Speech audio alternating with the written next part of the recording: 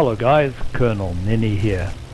The past 9 lessons have taught you how to physically fly and control the aircraft and what to do if you run into unusual flight situations.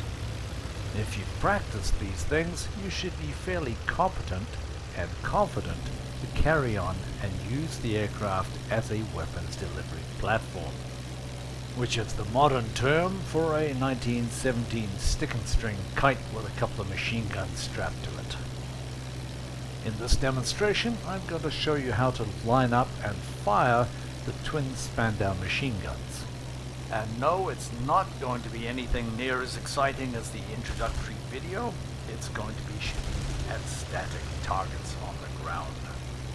The standard German machine gun for aerial warfare was the Spandau IMG-08, a substantially lightened version of the water-cooled infantry weapon. At its rate of fire, a quick squeeze on the trigger would fire about 5 rounds. Its belt-fed ammunition was about 250 rounds, and each gun would carry about 500. Running out of ammunition will often happen at just the wrong time.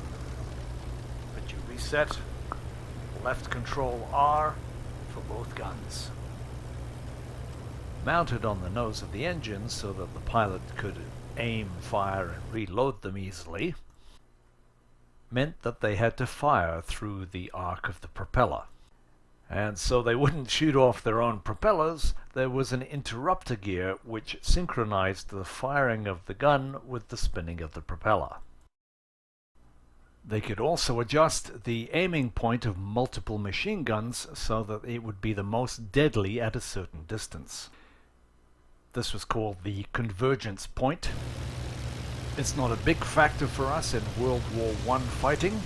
The majority of the flying aces preferred to open fire on their opponents very close, say less than 30 meters. Canadian ace Billy Bishop was credited with bringing down an opponent after firing only 3 rounds. If you wanted to kill your opponent, you had to get in close. I do go into great detail in this video. The link is in the description below. It's well worth taking a look at.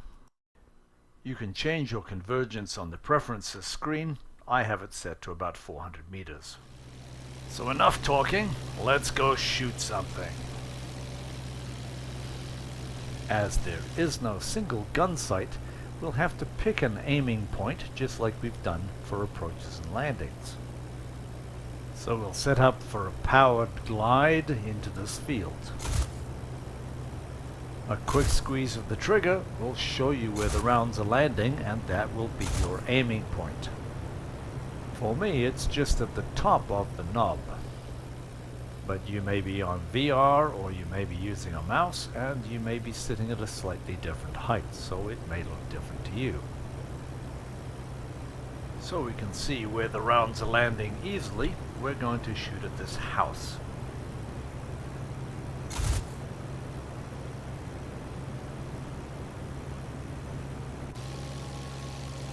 A half roll with a reversal will line us up with the next target, a guard tower.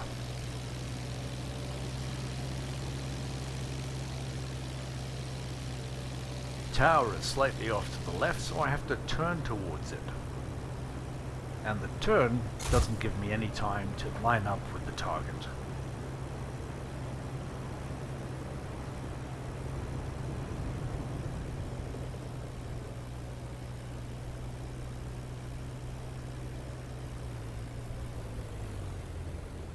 Heading back to the White House again, we're going to line up and try and shoot at the top windows.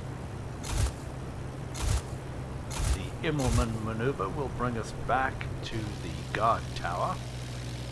But again, we find ourselves slightly to the right, and we have to initiate a turn to the left, holding the turn and firing as the aiming point comes across the nose will hit the target. My final run on the house, I want to try to hit the front door, which would be about the same size as a man in a cockpit. We're in a slight slip to the left, but it's being held straight by the rudder, so the bullets find their mark.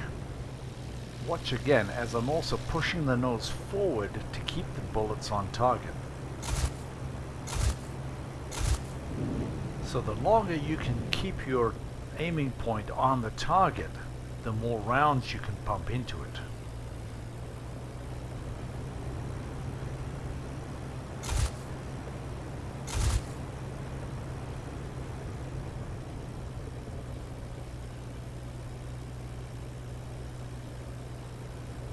Watch now how I use the rudder and spray the buildings from one side to the other.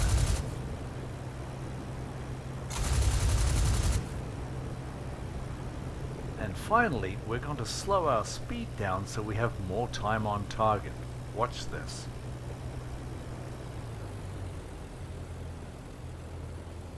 And with a gentle application of rudder, I can rake the target from right to left. In Lesson 11, we will be looking at attacking ground targets, your first actual combat mission, followed by map reading and navigation, then an introduction to dogfighting, at which point you'll get your wings and be qualified pilots to go out there and fight for your country. If you've enjoyed this video and get some value out of it, please leave a comment and subscribe and like and all those usual things. But if you want to see more of these videos, specifically with the IL-2 Battle of Stalingrad, I've got about 150 training videos for you to look at. So thanks for watching, guys. We'll see you next time.